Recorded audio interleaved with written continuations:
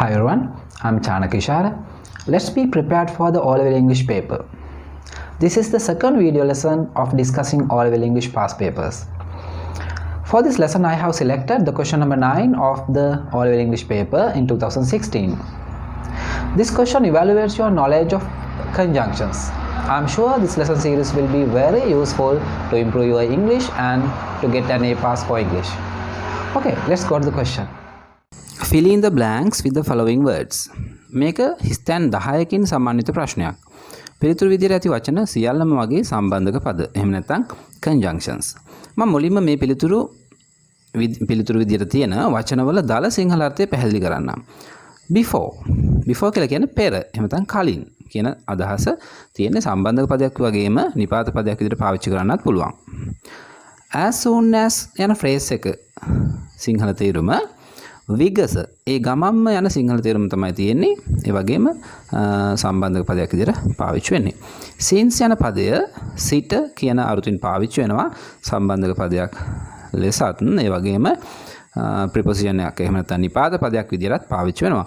අතීතයේ යම් අවස්ථාවක ඉඳන් මේ දක්වා යන අර්ථයෙන් තමයි since යන පදය භාවිතා වෙන්නේ. අපි උදාහරණ වලදීම තේරුම් ගනිමු.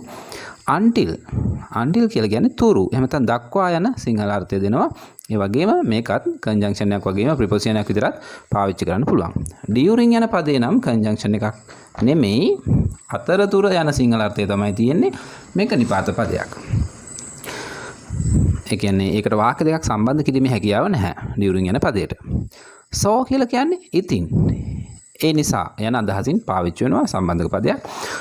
unless එසේ නොවුනොත් එසේ නොකළොත් යන අදහසින් භාවිතා වෙන සම්බන්ධක පදයක්. මතක තියාගන්න යම් වාක්‍යයක් ඉදිරියට unless යන පදේ යෙදුව විට එම වාක්‍ය නැතාර්ථයට හැරවෙන බව. අනිත් සම්බන්ධක පද වගේ නෙමෙයි. unless යන සම්බන්ධක පද යෙදුවහම ඒහා සම්බන්ධ වන වාක්‍ය කියන්නේ ඊට පසු ඇති වාක්‍ය නැතාර්ථයට හැරවෙනවා. නිදසුන් වාක්‍යවලදී අපි මේක හරියටම තේරුම් ගමු. after කියලා කියන්නේ පසු. conjunction එකක් වගේම preposition එකක් විදිහට පාවිච්චි කරනවා. ඒ කියන්නේ before යන වචනේ opposite word එක එහෙම නැත්නම් විරුද්ධාර්ථ පදය. before කියන්නේ පෙර, after කියන්නේ පසු.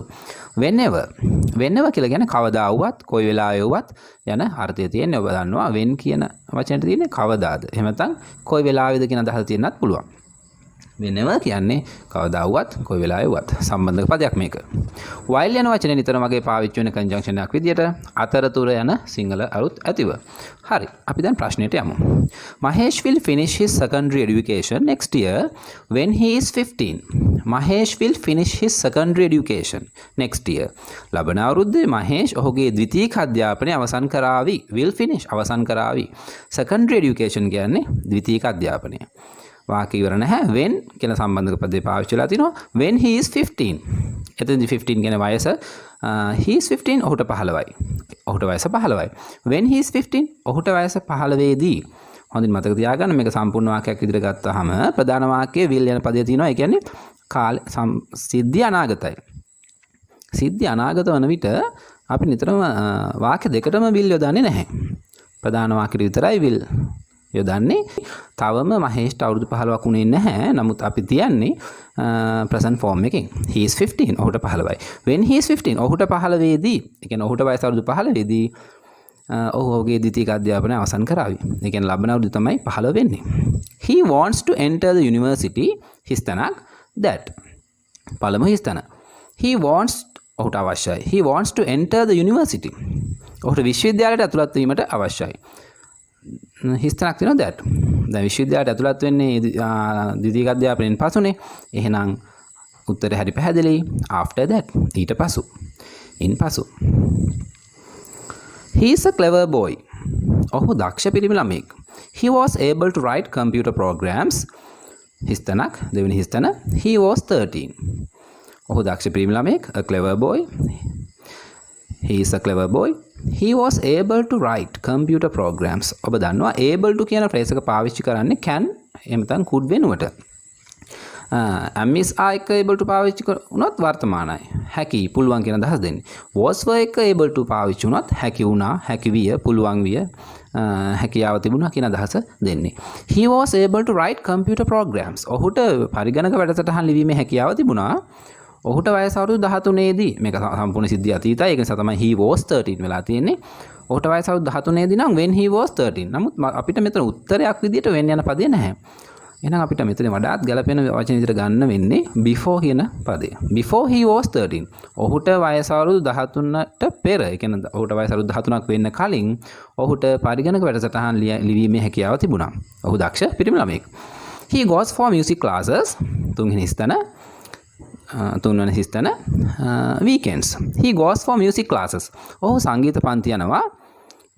weekends කියන්නේ සතියාන්තය. ඒ කියන්නේ සෙනසුරාදා දවස් දෙක. මෙන්න මේ කාලය තුලදී ඔහු මේ කාලය ඇතුළත සතියාන්තයේදී මෙයා සංගීත පන්ති යනවා. අතරතුරදී කියන අදහස දෙන්න අපිට ගන්න පුළුවන් during කියන වචනය. During weekends. සතියාන්තයේදී ඔහු සංගීත පන්ති යනවා. He practices music at night when everybody is trying to sleep and හතරවන හිස්තන he finds time. He practices music. ඔහු සංගීතය පුහුණු වෙනවා at night කියන රැට. when everybody is trying to sleep. අනිත් හැම කෙනෙක්ම නිදා ගන්න වෙලාවට මෙයා සංගීතය ප්‍රැක්ටිස් කරනවා. ඒ කියන්නේ කාලය හොඳින් කල්පනාකරණය කරගෙන වැඩ කරන දක්ෂ ළමෙක්. ඒ වගේ and කියලා ඒ වගේම ඔහු සංගීතය ප්‍රැක්ටිස් කරනවා. ඔහුට වෙලාව ලැබෙන ඕනම අවස්ථාවක ඔහු සංගීතය පුහුණු වෙනවා. ඕනෑම වෙලාවක he finds time කියලා තියෙනවා. ඔහු ඒකෙන් අදහස් වෙන්නේ හොයා ගන්නවා කියන අදහස නෙමෙයි. ඔහුට වෙලාවක් ලැබෙනවා. ඔහුට වෙලාවක් ලැබෙන ඕනෑම අවස්ථාවක whenever උත්තරේ විදිහට ගන්න වෙන්නේ whenever he finds time. ඔහුට කොයි වෙලාව අවස්ථාවක් ලැබුණත් ඔහු සංගීතය පුහුණු වෙනවා. ඒ වගේම රැටත් ඔහු සංගීතය පුහුණු වෙනවා. he hasn't got much money. ඔහුට ගොඩක් මුදල් නැහැ. ඉන්පසු පස්වෙනි හිස්තන he wants to do a part time job. He wants to do ඔහුට අවශ්‍යයි කරන්න a part time job. අමතර හැකියාවක්. ඒ කියන්නේ ඉගෙන ගන්න ගමන් හැකියාවක් කරන්න අවශ්‍යයි. දැන් එතකොට හිස්තැනට මොකක්ද එන්න ඕන? he hasn't got much money. ඔහුට ගොඩක් මුදල් නැහැ. ඉතින් එම නිසා ඔහුට අවශ්‍යයි part time job එකක් කරන්න. අන්න එවැනි අවස්ථාවල තමයි ඉතින් එම නිසා කියන අදහස ගන්න අපි so යන පදය දාන්නේ. So he wants to do a part time job. වෙන හිස්තැන තියෙනවා he is in the university. he is in the university. ඔහු විශ්වවිද්‍යාලයේ ඉන්නවා. ඔහු විශ්වවිද්‍යාලයේ ඉන්න අතරතුර ඒ කාලෙදී ඔහුට අවශ්‍යයි part time job එකක් කරන්න. එහෙනම් මොකද වෙන්න ඕන? so he wants to do a part time job while he is in the university. ඔහු විශ්වවිද්‍යාලයේ සිටින කාලයේ අතරතුරදී while කියන වචනේ තමයි 6 වෙනි හිස්තැනට දෙන්නේ. right. ඉන්පසු 7 වෙනි හිස්තැන he has passed his exams. He plans to find a job.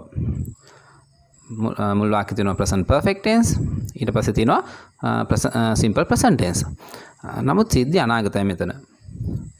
ඒ කියන්නේ ඔහු තාම විභාගයේ සමත් වුණෙත් නැහැ. ඔහු රැකියාවක් හොයාගත්තෙත් නැහැ. සමහර අවස්ථාවලදී අනාගත සිද්ධියක් කියනකොට මේ විදිහට present tense present perfect tenses භාවිතා කරනවා.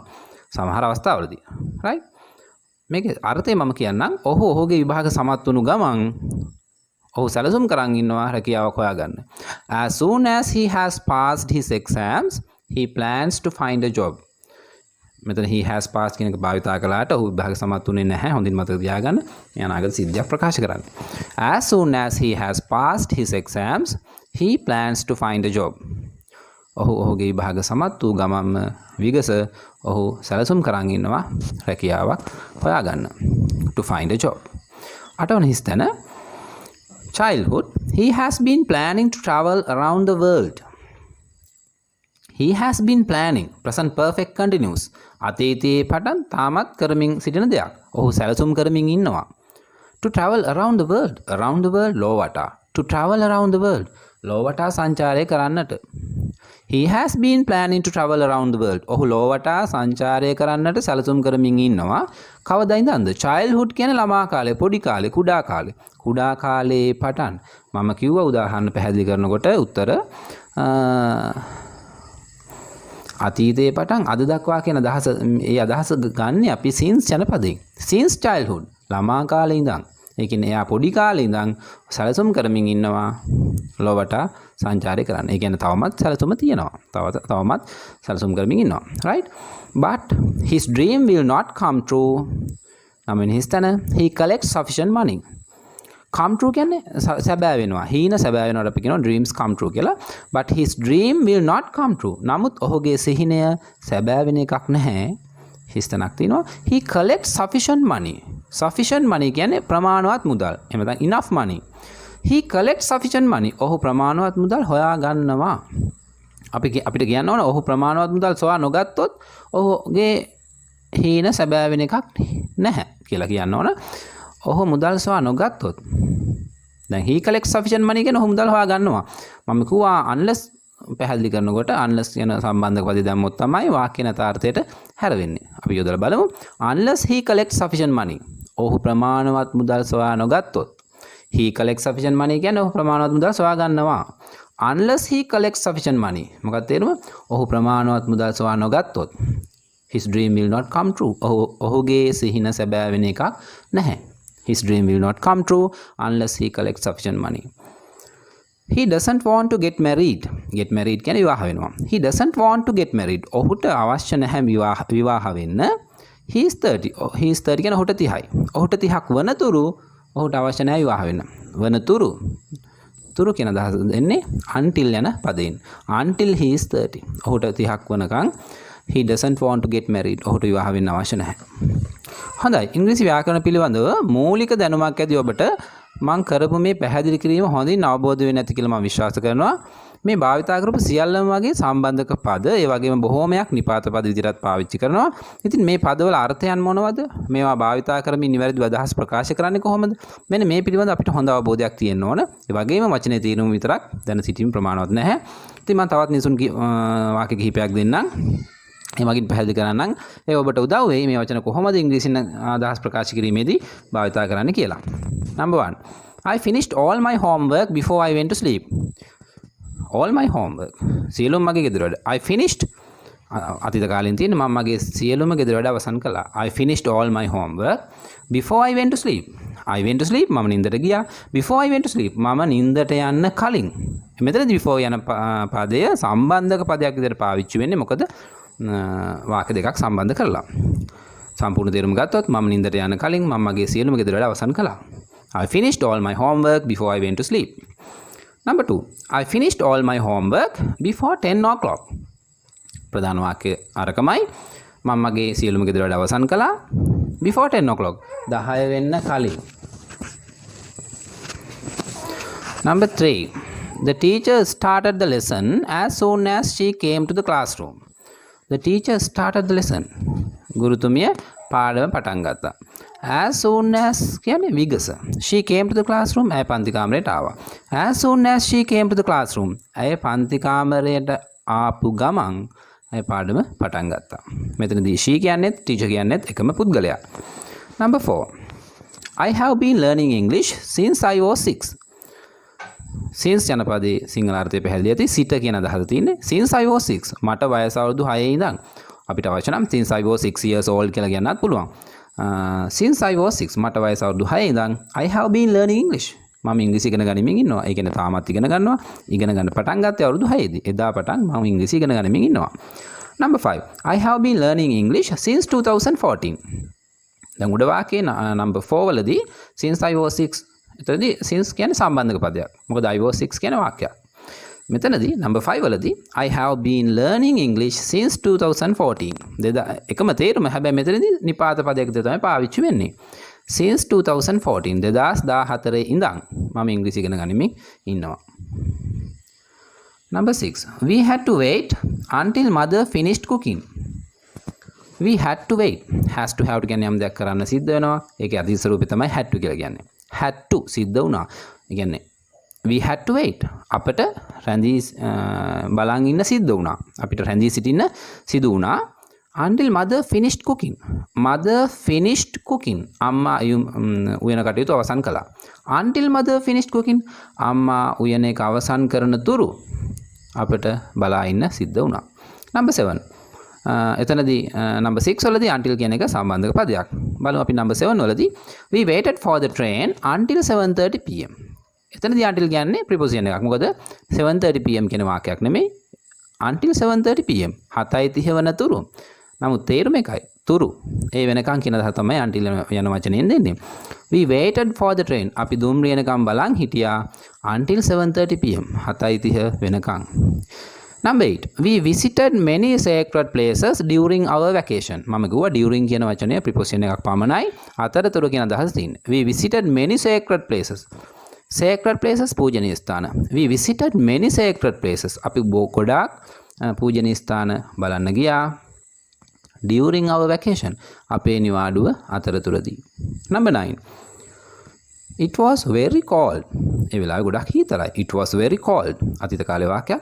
So I closed all the windows. So කියන්නේ ඉතින් සම්බන්ධක පදයක් විතර පාවිච්චි වෙලා තින්නේ.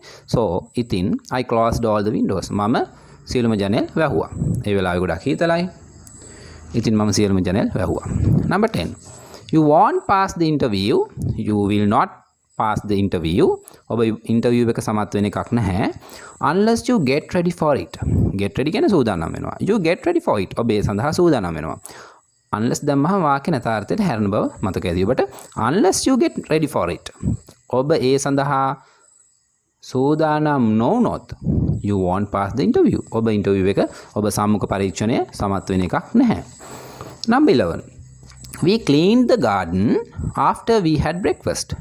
We had breakfast කියන්නේ අතීත කාලේ වාක්‍යයක්. අපි අතීත කාලේ වාක්‍යයක්. අපි උදේ ආහාරය ගත්තා. After we had breakfast. අපි උදේ ආහාරය ගැනීමෙන් පසු we cleaned the garden. අපි ගෙවත්ත පිරිසිදු කළා. Number 12. ඒකමයි වාක්‍ය. We cleaned the garden after having breakfast. එතනදී මොකද වෙලා තින්නේ? අර අදහසමයි we had වෙනුවට කතෘ අයින් කරලා ක්‍රියාපදයේ ing ෆෝම් එක විතරක් අපි භාවිතා කරලා ඒ අදහසම ප්‍රකාශ කරන්න පුළුවන්. මතක තියාගන්න breakfast උදේ ආහාරය, having breakfast උදෑසන ආහාරය ගැනීම, after having breakfast උදෑසන ආහාරය ගැනීමෙන් පසු අපි ගෙවත්ත පිරිසිදු කළා. We cleaned the garden after having breakfast. ඔය අදහස් දෙකම ඔය structures දෙකම මතක තියාගන්න අදහස් ප්‍රකාශ කිරීමේදී ඔය දෙවිදියම භාවිතා වෙනවා. Number 13. Father usually comes home after 6:30 pm. එතනදී after කියන්නේ නිපාත පදයක්. After 6:30 pm 6:30න් පසු. Father usually comes home. තාත්තා සාමාන්‍යයෙන් ගෙදර එන්නේ 6:30න් පසු. Number 14. Whenever I go there, I never forget to talk with their old grandmother. I go there මං එහෙ යනවා. Whenever I go there මම කවදා එහෙ ගියත් I never forget to talk. මම කවදාවත් අමතක කරන්නේ නැහැ කතා කරන්නට ඔවුන්ගේ මහලු ආත්තම්මා සමග. With their old grandmother. ඔවුන්ගේ මහලු අත්තම්මා සමග මම කවදාවත් කතා කරන්න අමතක කරන්නේ නැහැ. Whenever I go there මම කවදා එහෙ ගියත්. Last one. Number 15. While we were waiting for the bus, we were waiting. Past continuous වාක්‍යයක්. අපි බස් එක එනකම් බලන් හිටියා. We were waiting for the bus. While we were waiting for the bus. අපි බස් එක එනකම් බලන් ඉන්න අතරතුර we witnessed a tragic accident. Witness කියන්නේ දකින්න කියන අදහස. යම් දෙයක් සාක්ෂියක් විදිහට දකින්න කියන අදහස තමයි witness කියන වචනෙන් දෙන්නේ. We witnessed අපි දැක්කා. We saw කියන අදහසම තමයි. We saw a tragic accident. We witnessed a tragic accident. බොහොම දුක්ඛදායක බොහොම ඛේදනීය අනතුරක් අපි දුටුවා.